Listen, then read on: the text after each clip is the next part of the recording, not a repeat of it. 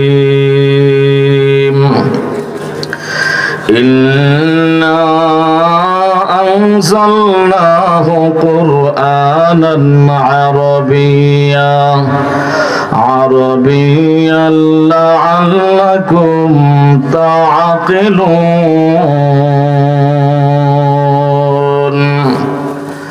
وقال رسول الله صلى الله عليه وسلم أشرف أمتي حملة القرآن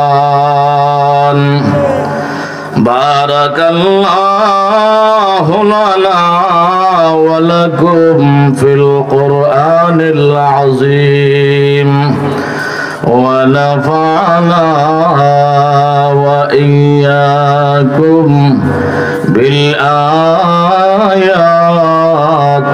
والذكر الحكيم صلى الله على محمد صلى الله عليه সকলে মহব্বতে সুরে পড়েন সাল্লাল্লাহু আলা মুহাম্মাদ সাল্লাল্লাহু আলাইহি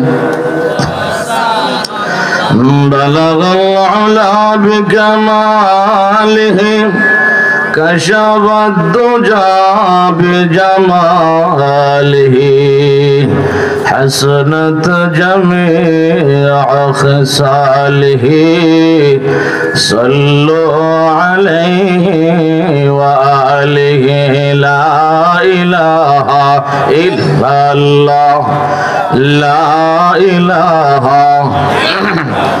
मोहब्बत आवाज करे उच्च आवाजे पड़े सकले ला इलाहा ला इलाहा इल्लल्लाह ला इलाहा इल्लल्लाह ला इलाहा ला इलाहा इल्लल्लाह ला इलाहा इल्लल्लाह ला इलाहा इल्लल्लाह ला इलाहा ला इलाहा इल्लल्लाह ला इलाहा इल्लल्लाह ला इलाहा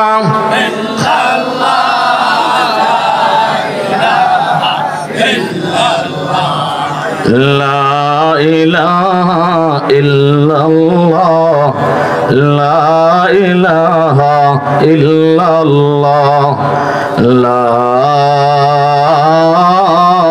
إله إلا الله محمد رسول الله সাল্লাল্লাহু আলাইহি ওয়াসাল্লাম ঝদরকান্দি নুরুল কোরআন ইসলামিয়া ও হাফেজিয়া মাদ্রাসার হাফেজ ছাত্রদের পাগড়ি প্রদান উপলক্ষে 4 দিন ব্যাপী তাফসিরুল কোরআন মাহফিলের আজকের প্রথম দিনের প্রায় শেষ লগ্নের সম্মানিত সভাপতি মণ্ডলী উপস্থিত রয়েছেন, যিনি আমার পরে আপনাদেরকে নিয়ে মূল্যবান নসিহা পেশ করে আজকের মোনাজাত দিবেন পীরে কামেল হযরতুল আল্লামা আব্দুল কুদ্দুস চিশতি সাহেব দামাত ফয়ুজুহুম হুজুর আমাদের মাঝে উপস্থিত রয়েছেন। একটু পরে হুজুর আসবে, লম্বা আলোচনার অবকাশ উঠতেছে। মুরব্বীদের কষ্ট হচ্ছে, যে সকল মুরব্বীরা এশারের নামাজের পরে আধা ঘন্টা 1 ঘন্টা লেট করতে পারে না, শুয়ে যাওয়া লাগে, এই সকল মুরব্বীরা আল্লাহর মেহেরবানি এই সকল মাহফিলগুলি আসলে ঘন্টাকে ঘন্টা বসে থাকে, এটা আল্লাহ পাকের পক্ষ থেকে অনেক বড় একটা দয়া এবং মেহেরবানি। কথা বলেন ঠিক কি না? এজন্য আল্লাহ পাকের দয়া মায়া ছাড়া, মেহেরবানি ছাড়া কোনো নেক কাজে অংশগ্রহণ করা, শরীক হওয়া, এটা আমাদের বাহুবলে, আমাদের ক্ষমতা বলে কখনো সম্ভব হতো না। আমি আপনাদের সম্মুখে পবিত্র কোরআনুল কারীমের একখানা আয়াত বিশ্বনবী সাল্লাল্লাহু আলাইহি ওয়াসাল্লামের অসংখ্য অগণিত হাদিস থেকে একখানা হাদিস আপনাদের সামনে পাঠ করেছি। আয়াত এবং হাদিসকে সামনে রেখে সংক্ষিপ্ত আলোচনা করার চেষ্টা করব, যদি মালিক তৌফিক দান করেন বলেন আমিন।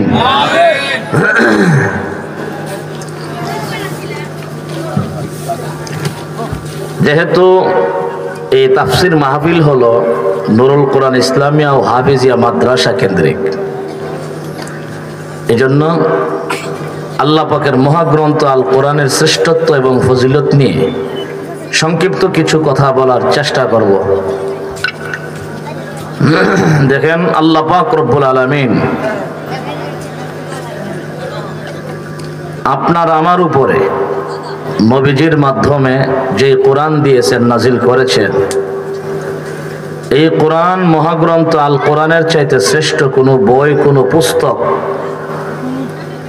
আসমানের নিচে আর জমিনের উপরে নাই। কথা বলেন ঠিক কিনা? এর চাইতে দামি কোনো বই হতে পারে না, এর চাইতে দামি কোনো কিতাব হতে পারে না। আল্লাহ পাক রব্বুল আলামিন আসমানি বড় 4 কিতাব সহ যত সহিফা কিতাব নাজিল করেছেন, আমাদের কোরআনের চাইতে শ্রেষ্ঠ কোনো কিতাব আল্লাহ পাক নাজিল করেন নাই, করবেও না, করেনও নাই। এর অর্থ হলো আমাদেরকে আল্লাহ যা দিয়েছেন এটাই সবচাইতে বড় এবং শ্রেষ্ঠ। কথা বলেন ঠিক কিনা?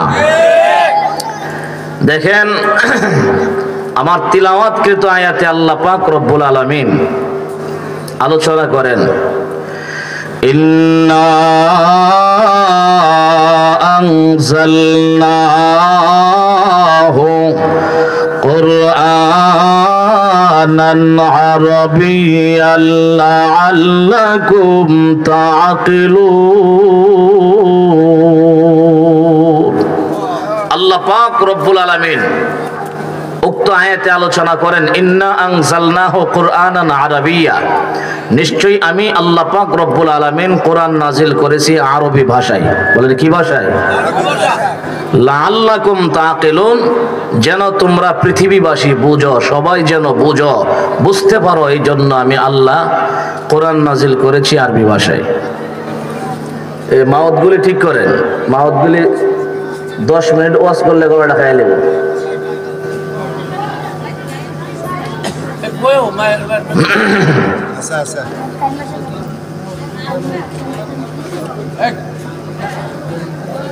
দেখেন, আল্লাহ পাক রব্বুল আলামিন মাউতগুলি ঠিক হয় নাই, আবার আগামীকাল সুন্দর করে খুললে নতুন করে ফিট করতে হবে।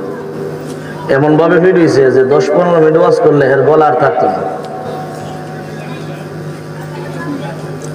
আমি একটু আগে 1.5 ঘন্টা বয়ান করেছি এক মাঠে, সামান্য পরিমাণ কোনো অসুবিধা হয় নাই। মাইকে তো বক্তার রেখায়ালা, বাহির আওয়াজ তো খুব সুন্দর, বাহিরের আওয়াজ খুব ক্লিয়ার।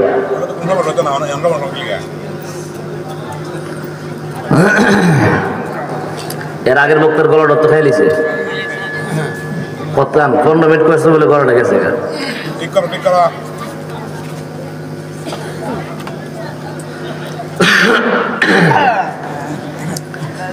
দেখেন, আল্লাহ পাক রব্বুল আলামিন এই সাউন্ডটা একটু বাড়াই দাও। এখানে মাউত লাগাই বা একটা মাউত লাগাও, 2টা দেখাইবার লেগে হুদাহুদি। আল্লাহ পাক রব্বুল আলামিন পবিত্র কালামে আলোচনা করেন, ইন্না আনজালনাহু কুরআনান আরাবিয়্যা, আমি আল্লাহ কোরআন নাজিল করেছি আরবি ভাষায়। লাআল্লাকুম তাআকিলুন, যেন তোমরা বুঝো। আমরা হইলাম বাঙালি, আমাদের কাছে সহজ হইল যদি বাংলা ভাষায় কোরআন নাজিল হইতো। কথা বলেন ঠিক না? আল্লাহ বলতেছেন, হে বাঙালি, তোমাদের জন্য আমি আল্লাহ কোরআন নাজিল করছি আরবি ভাষায়, যেন তোমরা বুঝো। অথচ আমরা আরবি বুঝি না, আমরা বাংলা বুঝি। ঠিক কিনা? যেই রাষ্ট্রে ইংরেজি ভাষা, তারা ইংরেজি বুঝে। আল্লাহ পাক রব্বুল আলামিন বললেন, আরবি ভাষায় কোরআন নাজিল করেছি যেন তোমরা বুঝো, সকলে বুঝো। এর কারণটা কি? আল্লাহ পাক রব্বুল আলামিনের কোরআন সবাই বুঝবে, আরবি ভাষা সবাই বুঝবে, এটা কেন? এর পিছনে একটা রহস্য আছে। মুফাসসিরিনে কেরাম লিখেছেন, আমার ভাই, এর জন্য একটা ভূমিকা বুঝতে হবে। এই পৃথিবীর নাভি, মধ্যস্থল, এই পৃথিবীর নাভি হইল মক্কা নগরী এবং সৌদি আরব। কথা বলেন ঠিক না? এই পৃথিবীর নাভি হইল সৌদি আরব, পৃথিবীর মধ্যস্থল হইল সৌদি আরব, অর্থাৎ মক্কা নগরী। আল্লাহ পাক রব্বুল আলামিন এই পৃথিবী যখন, গোটা পৃথিবী শুধু পানি ছিল, পানি কি ছিল? পানি। আল্লাহ ফেরেশতা পাঠাইছেন। কোন কারণে পাঠাইলেন ফেরেশতা? যে তোমরা গিয়ে আমি আল্লাহর জমিনে, আমি আল্লাহর একটি ঘর, যেই ঘরের নাম হবে বাইতুল্লাহ, একটি ঘর নির্মাণ করো। তোমরা ফেরেশতাদের যেমন একটি ঘর আছে বাইতুল মামুর, 7 আসমানের উপরে, সেই বাইতুল মামুর নামক ঘরের বারান্দায় ইব্রাহিম পয়গম্বর বসে বসে তাম পৃথিবীর যত নাবালেগ বাচ্চা বাচ্চি মারা যায় তাদেরকে কোরআনের তালিম দেয়। সুবহানাল্লাহ। বলেন, আদম নবীর সহিফার তালিম না, তাওরাত জবুর ইনজিলের তালিম না, তালিম দেয় কিসের? আমাদের কোরআনের। যত নাবালেগ বাচ্চা মারা যায় সবগুলির নিয়ে ইব্রাহিম পয়গম্বরের সামনে হাজির করে ইব্রাহিম পয়গম্বর তাদেরকে আমাদের কোরআনের তালিম দেয়। এবং এই ছোট ছেলে মেয়েগুলির যখন আব্বা আম্মার কথা স্মরণ আসে তখন দৌড়াইয়া ইব্রাহিম পয়গম্বরের কোলে গিয়ে হাজির হয়। ইব্রাহিম পয়গম্বর তাদেরকে আব্বা আম্মার আদর দিয়া বিদায় করে। সুবহানাল্লাহ। সেই ঘরের নাম হলো বাইতুল মামুর। আল্লাহ কোরআনে বলছেন ওয়াল বাইতুল মামুর। বলেন, 7 আসমানের উপরে। কয় আসমানের উপরে? ফেরেশতারা সেই ঘর তওয়াফ করে। নবীজি সাল্লাল্লাহু আলাইহি ওয়াসাল্লাম মেরাজ থেকে আগমন করার পর দুনিয়াবাসীকে বলছেন বাইতুল মামুর নামক ঘরটা প্রতিদিন 70,000 ফেরেশতা তওয়াফ করে। যেই 70,000 ফেরেশতা একদিন তওয়াফ করে তারা কিয়ামত পর্যন্ত আর কোনোদিন সিরিয়াল পাবে না। কি বুঝলেন? ফেরেশতার সংখ্যা কত? অগণিত। বলেন, অগণিত, অগণিত ফেরেশতা। মুসলমান, আহকামুল হাকিমিন আল্লাহ রব্বুল আলামিন ফেরেশতাদেরকে একদিন বলেন, ফেরেশতারা রে, তোমরা ফেরেশতারা আমার 7 আসমানের উপরে বাইতুল মামুর তওয়াফ করো, আর আমি আল্লাহর কাছে তোমরা ক্ষমা চাও গো। তোমরা যে মানব জাতি বানানোর জন্য উল্টা পরামর্শ দিয়েছিলে না বানানোর জন্য, এই কারণে আমি আল্লাহর কাছে তোমরা ক্ষমা প্রার্থনা করো। অথচ ফেরেশতারা তোমাদের কোনো গুনাহ নাই, গুনাহ করার কোনো যোগ্যতা নাই। এর ফেরেশতারা আমি আল্লাহ যেই আদম জাতি দুনিয়ার জমিনে পাঠাইব তাদেরকে গুনাহ করা এবং নেক কাজ করার দুটোটা যোগ্যতা দিয়ে আমি আল্লাহ দুনিয়ায় পাঠাবো। মানুষ ইচ্ছা করলে নেক কাজও করতে পারবে, ইচ্ছা করলে গুনার কাজও করতে পারবে। ফেরেশতারা রে, যা যা যা আমার জমিনে গিয়া এমন একটা ঘর নির্মাণ করো যে ঘরটা আমার গুনাহগার বান্দা বান্দিরা তাম পৃথিবীর আনাজ কানাজ থেকে আসিয়া যদি তওয়াফ করিয়া করিয়া আমি আল্লাহর কাছে ক্ষমা চাই গো, আমি আল্লাহ গুনাহগার বান্দা বান্দির জিন্দেগীর সব গুনাহগুলি মাফ করে দিব।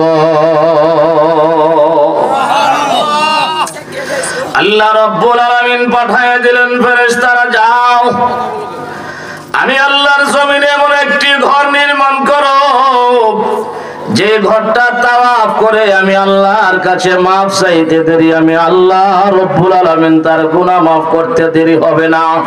এই কারণে আপনার আমার নবীজি হাদিস শরীফে ইরশাদ করেন, ইন্নাল হাজ্জা ইয়াহদিমু মা কানা ক্বাবলা। হজ এমন একটা জিনিস মানুষের জিন্দেগীর অতীত জমানার সব গুনাহকে মোচন করে দেয়। কি করে? সাউন্ড কমছে কেন?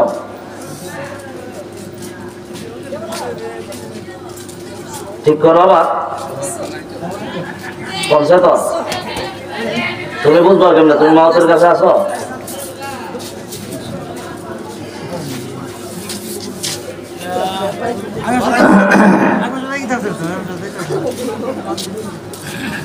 দেখেন, আল্লাহ পাক রব্বুল আলামিন ফেরেশতাদেরকে পাঠাইলেন, তোমরা জমিনে গিয়ে এমন একটি ঘর নির্মাণ করো যে ঘরটা তওয়াফ করে আমার গুনাহগার বান্দা বান্দি আমার কাছে ক্ষমা চাইলে তার জীবনের গুনাহ মাফ করে দিব। এমন একটা ঘর আছে কিনা? নাই। নাম কি? কাবা, বাইতুল্লাহ। আল্লাহ ফেরেশতা পাঠাইছেন, ফেরেশতারা আসিয়া জমিন তন্ন তন্ন করে তালাশ করে, কোন জায়গা ভরাট নাই, স্থলবাদ নাই, সব পানি আর পানি।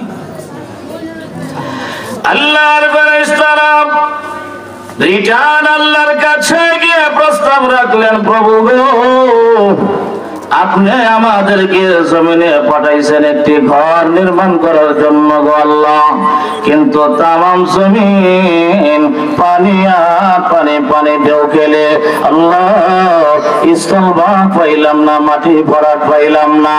আল্লাহ আমরা ঘর কোথায় নির্মাণ করব? কি পানির উপরে? আল্লাহ রাব্বুল আলামিন বললেন, এর ফেরেশতারা আবার যাও রে, গিয়ে দেখো আমি আল্লাহ রাব্বুল আলামিন একটা স্থানকে ভরাট করে দিয়েছি, স্থলভাগ বানাইয়া দিয়েছি।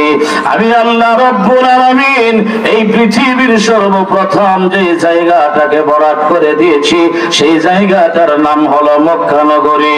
এর ভাই মুসলমান, বর্তমান আল্লাহর ঘর খানে কাবা যেখানে আছে পৃথিবীর সর্বপ্রথম স্থলভাগ এবং ভরাট করা হয়েছে আল্লাহর ঘরের নিচের জায়গা, আল্লাহর ঘর খানে কাবার স্থানকে কোন সুবহানাল্লাহ। মুসলমান, আল্লাহ রাব্বুল আলামিনের পাঠানো ফেরেশতারা দুনিয়ার জমিনে ওই বাইতুল মামুর নামক ঘরের বরাবর জমিনে যখন আসলেন, এতদিন দেখে গেছি জমিনে ভরাট করা কোনো জায়গা নাই, শুধু পানি আর পানি।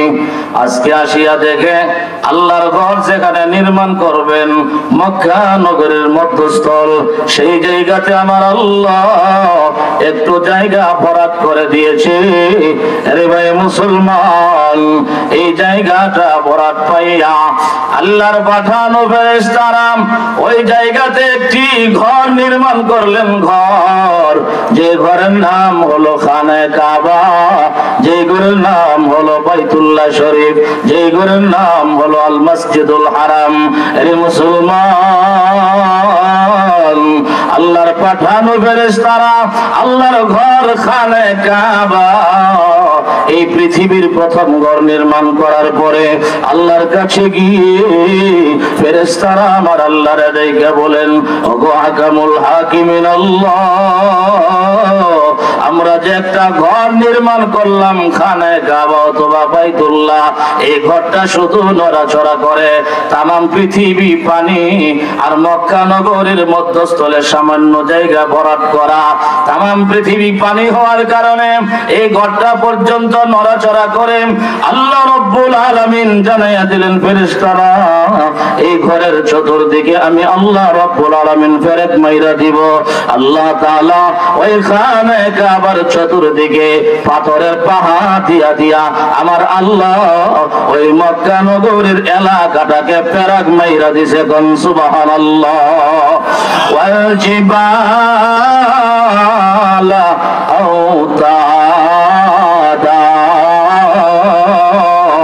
সূরা নাবার ভিতরে আমার আল্লাহ পরিষ্কার করে বলেন, ওয়াল জিবালা আওতাদা, আমি আল্লাহ রাব্বুল আলামিন আমার পাহাড় পর্বতগুলির মাধ্যমে আমার জমিনটাকে ফেরাক মাইরা দিছি, ফেরাক। আল্লাহ রাব্বুল আলামিন বলেন, ফেরেশতারা এবার তোমরা যাও রে, গিয়ে দেখো আমি আল্লাহর খানে কাবার নড়াচড়া করে না। আল্লাহর পাঠানো ফেরেশতারা আল্লাহর জমিনে এসে খানে কাবাকে দেখতে পায়, খানে কাবার হরকত করে না, নড়াচড়া করে না। আল্লাহর ঘরের চতুর্দিকে আমার আল্লাহ পাথরের পাহাড় পর্বত দিয়া দিয়া ফেরাক মাইরা দিছেন। আরে মুসলমান, যারা হজ উমরা করেছেন, যারা সৌদি আরব গিয়েছেন, আল্লাহর ঘরের চতুর্দিকে পাহাড় আছে কিনা নাই? বর্তমান রাজা বাদশারা কিছু পাহাড় কাইটা ফেলছে, এজন্য পাহাড় কম দেখা যায়। জাবালে আবু কুবাইস খানে কাবার একদম সংলগ্ন লাগা, যে পাহাড়ের উপরে ওইটা আমাদের নবীজি চন্দ্রকে ইশারা করলে চন্দ্র দ্বিখণ্ডিত হয়ে গিয়েছিলেন। হ্যাঁ, পাহাড়টা খানে কাবার একেবারেই লাগা। এই পাহাড়ের উপরে বর্তমান বাদশার একটা বাড়ি আছে।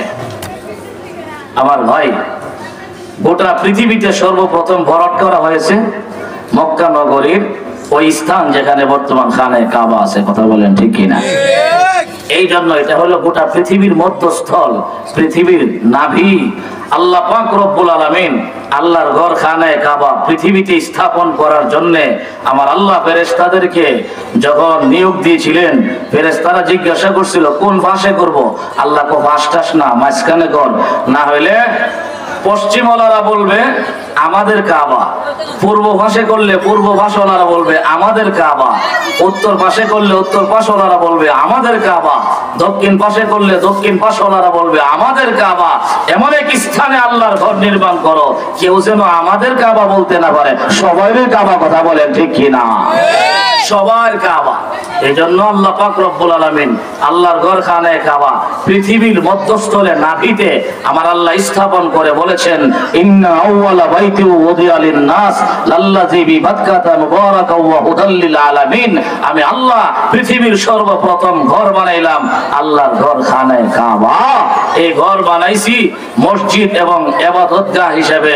আমার ভাই, পৃথিবীতে আমার আল্লাহ সর্বপ্রথম মসজিদে হারাম মসজিদ বানায়া ওই দিকে ইঙ্গিত করছে দুনিয়ার মানুষ যারা দুনিয়াতে আসবে তাদের মূল মাকসাদ আর উদ্দেশ্য থাকবে ইবাদত। কথা বলেন ঠিক কিনা?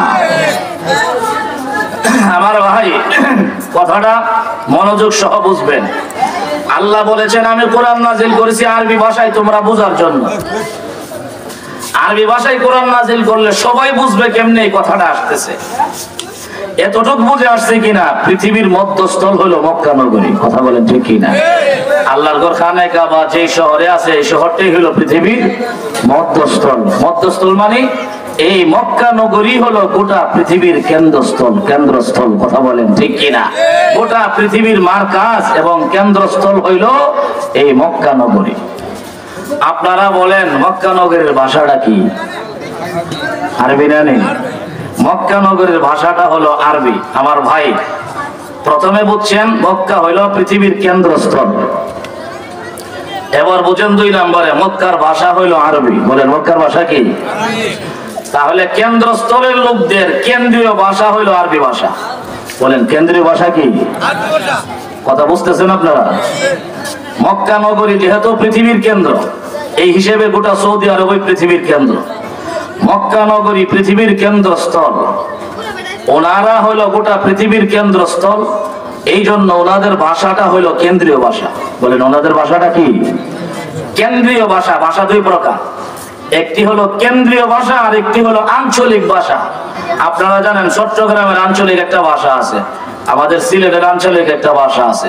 কথা বলেন ঠিক না? প্রথম গেলে আমরা বুঝবই না। আঞ্চলিক একটা ভাষা আছে, আর বাংলাদেশে কেন্দ্রীয় আরেকটা ভাষা আছে কিনা নাই বলেন? যেই ভাষায় পত্রিকা ছাপে এটা হলো কেন্দ্রীয় ভাষা, আর চট্টগ্রামের আর সিলেটের বলেন যেই শব্দ ব্যবহার করে এটা হলো আঞ্চলিক ভাষা। কথা বলেন ঠিক কি? আমাদের গ্রামের কিছু ব্রাহ্মণবাড়ির কিছু আঞ্চলিক শব্দ আছে কিনা? আছে। খুব মনোযোগ সহ বুঝবেন কথাটা। আল্লাহ পাক মক্কা নগরী কেন্দ্রস্থল, তাদের ভাষাটা হলো কেন্দ্রীয় ভাষা, আর কেন্দ্রীয় ভাষা হলো আরবি। বলেন কেন্দ্রীয় ভাষা কি?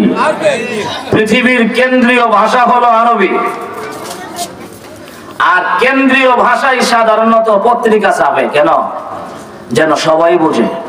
আচ্ছা, আমাদের জয়দুরকান্দির মানুষ বাংলাতে পত্রিকা আমরা পড়তে পারি কি পারি না? অথচ এটা কেন্দ্রীয় ভাষায় ছাপছে। কেন্দ্রীয় ভাষায় পত্রিকা ছাপাইয়া তামাম বাংলাদেশে অঞ্চলে অঞ্চলে পৌঁছাইয়া দেয়। কেন্দ্রের লোকেরাও পড়তে পারে, অঞ্চলের লোকেরাও বুঝে। কথা বলেন ঠিক কিনা? যারা বাংলা ভাষা বলতে পারে বুঝে না? তাহলে কেন্দ্রীয় ভাষাটা কেন্দ্রের লোকেরাও বুঝে, অঞ্চলের লোকেরাও বুঝে। আমার আল্লাহ বুঝাইতে চান আরবি ভাষাটা হলো কেন্দ্রীয় ভাষা। কেন্দ্রীয় ভাষায় আমি আল্লাহ কোরআন নাজিল করছি। মক্কা নগরীর কেন্দ্রের মানুষ যেমন বুঝবে, অঞ্চলের তামাম পৃথিবীর মানুষ তেমন বুঝবে। কথা বলেন ঠিক কিনা? এই কারণে আল্লাহ বলেছেন লাআল্লাকুম তাকিলুন, আমি আল্লাহ কোরআন নাজিল করেছি আরবি ভাষায় যেন কেন্দ্র এবং আঞ্চলিক তামাম পৃথিবীর মানুষ সহজে বুঝে। অন্যান্য রাষ্ট্রে গেলে তারা বলে যে বাংলা ভাষা সবচেয়ে কঠিন। কথা বলেন ঠিক কিনা? বাংলা ভাষা একজন মানুষের যদি দেন 1 বছর শিখতে হতে পারতো না। অন্য রাষ্ট্রের একটা মানুষের বাংলা ভাষা 1 বছর শিখতে দিতে পারতো না। কিন্তু বাঙালি আল্লাহ এত যোগ্যতা দিছে, যে কোনো ভাষা 2-3 মাসে, ঠিক না, পারে। কিন্তু বিশেষ করে আরবি ভাষা খুব সহজে জব্দ করে ফেলে। আমার ভাই, কোন একজন মানুষ যদি একটানা 3 মাস চেষ্টা করে তাহলে কায়দার থেকে কোরআন শরীফ পড়তে পারবো। মুসলমান, আল্লাহ রাব্বুল আলামিন আমার তিলাওয়াতকৃত আয়াতে আমার আল্লাহ বুঝাইতেছেন দুনিয়ার মানুষরে, ইন্না আনজালনাহু কুরআনান আরাবিয়াল লাআল্লাকুম তাকিলুন। আল্লাহ তাআলা বলেন, বান্দা আমি আল্লাহ কোরআনকে কেন্দ্রীয় ভাষায় নাজিল করেছি এই কারণে যেন তামাম পৃথিবীর আঞ্চলিক মানুষরাও বুঝে। কথা বলেন ঠিক কি ঠিক না? হ্যাঁ, তাহলে ইচ্ছা করলেই আরবি ভাষা জব্দ করা শিখে আমাদের পক্ষে সম্ভব। এখন যদি আপনি কবরে গিয়ে এখন আমরা আসলাম বাঙালি, আরবি ভাষা শিখতে পারছি না, কোরআন পড়তে পারছি না, এই কথার কোনো ধর্তব্য হবে না। কথা বলেন ঠিক কি ঠিক না? এই জন্য এই কোরআন সবাই পড়া দরকার আছে কিনা নাই? আপনারা যারা পড়েন নাই, কমপক্ষে একটা ছেলে এই মাদ্রাসায় দিয়া হাফেজ বানানোর দরকার আছে কিনা নাই? আমার আল্লাহ বলেন এর পরবর্তী, আমার আল্লাহ বলেন এই কোরআনকে আমি আল্লাহ সম্মানিত করতে গিয়া, মর্যাদা দিতে গিয়া কয়েকটা কারণ ব্যবহার করেছি আমি আল্লাহ। 1 নাম্বার, কোরআন সম্মানিত হওয়ার পিছনে, শ্রেষ্ঠ হওয়ার পিছনে আল্লাহ পাক রব্বুল আলামিন বলেন, দুনিয়ার মানুষ একটা নিয়ম আছে, প্রবাদ বাক্য আছে আরবিতে, কালামুল মুলুকে মুলুকুল কালাম। বাদশার কথা কথার বাদশা। বলেন বাদশার কথা, প্রধানমন্ত্রীর কথার যে ওজন আমাদের কথার সেই ওজন হবে না। এই জন্য আমার ভাই আল্লাহ বলেন এই কোরআন শ্রেষ্ঠ হওয়ার পিছনে, এই কোরআন শ্রেষ্ঠ হওয়ার পিছনে 1 নাম্বার কারণ হলো এই কোরআন আমি আল্লাহ পাকের কুদরতি জবানের ভাষা এবং কথা। সুবহানাল্লাহ। মুসলমান, আল্লাহ রাব্বুল আলামিন এই কোরআনকে শ্রেষ্ঠ করার পিছনে 1 নাম্বার কারণ হলো এই কোরআন আমার আল্লাহ পাকের ভাষা, আল্লাহ পাকের জবানের কালাম, আল্লাহ পাকের কালাম। এই জন্য রে মুসলমান, তামাম মাখলুকাতের কথা আর আমার আল্লাহর কথাই অনেক বেশ কম। আল্লাহ রাব্বুল আলামিন বলেন, আমি যেহেতু আহকামুল হাকিমিন, আমি যেহেতু সকল বাদশাদের বাদশা, আমি আল্লাহর কথাটাও তত দামি। এই জন্য পৃথিবীর যত বই পুস্তক কিতাব দেখি আল্লাহর কোরআন থেকে শ্রেষ্ঠ হতে পারে না। কথা বলেন ঠিক কি ঠিক না? এই জন্য মুসলমান, আপনার সন্তানটাকে কোরআন শিক্ষা দেওয়ার অর্থ হলো সর্বশ্রেষ্ঠ শিক্ষা দেওয়া। কথা বলেন ঠিক কি না? 2 নাম্বার, আল্লাহ তাআলা বলেন ওয়াল কোরআনুল আযীম, কোরআনকে আমি শ্রেষ্ঠ করেছি কয়েক কারণের। 2 নাম্বার কারণ হলো এই কোরআন, যে কোরআন আমি মুহাম্মদ সাল্লাল্লাহু আলাইহি সাল্লামের সিনাই 23 বছরে নাজিল করেছি, সেই কোরআনের জন্য আমি আল্লাহ আবহমান কাল থেকে একটি স্থান লিপিবদ্ধ করে রেখে দিয়েছি। সেই স্থানের নাম হলো আল্লাহ পাকের আরশে লৌহে মাহফুজ। দেখেন, তাওরাত, জবুর, ইনজিল আল্লাহ পাকের বড় কিতাব, ছোট কিতাব, সহিফা কিতাব, কোন কিতাব আল্লাহ পাকের আরশের সেই তখতা লৌহে মাহফুজে লিপিবদ্ধ নাই। আছে শুধু আমাদের পবিত্র কোরআনুল কারীমের শুরু থেকে সূরা নাস পর্যন্ত। সুবহানাল্লাহ। বলেন আল্লাহ পাকের আরশ, সেই আরশের দামি একটি স্থান লৌহে মাহফুজ। আল্লাহ পাক রব্বুল আলামিন বলেন বাল হুয়া কুরআনুম মাজিদ ফি লাউহিম মাহফুজ, আমি আল্লাহ এই কোরআনকে সংরক্ষণ করে রেখে দিয়েছি আমি আল্লাহ পাকের মহামূল্যবান দামি স্থান আরশের লৌহে মাহফুজে। এই জন্য পৃথিবীর মানুষ যদি সবাই একসঙ্গে কোরআন বিরোধী হয়ে যায়, পৃথিবীতে যদি জনজিন্দা কোরআনও না থাকে, কোরআনের লাইব্রেরিও না থাকে, হাফেজে কোরআনও না থাকে, এই কোরআনকে নিঃশেষ করার কাহারও কোনো শক্তি নাই। কারণ আল্লাহ বলেন এই কোরআন 30 পারা আমি আল্লাহর আরশে লিপিবদ্ধ করে রেখে দিয়েছি। সুবহানাল্লাহ। কোরআন শ্রেষ্ঠ হওয়ার 2 নাম্বার কারণ, কোরআন শ্রেষ্ঠ হওয়ার 3 নাম্বার কারণ, আল্লাহ পাক রব্বুল আলামিন বলেন এই কোরআনকে আমি নাজিল করার জন্য আমার অসংখ্য অসংখ্য অগণিত ফেরেশতা কুলের শিরোমণি, যিনি সাইয়্যিদুল মালায়েকা, সকল ফেরেশতাদের সর্দার, সেই ফেরেশতাকে আমি আল্লাহ কোরআন নাজিলের জন্য নির্বাচিত করেছি, আমি আল্লাহ তাকে ব্যবহার করেছি। মুসলমান, আমরা জানি আল্লাহ তাআলার অসংখ্য অগণিত ফেরেশতার মধ্যে আল্লাহ পাকের 4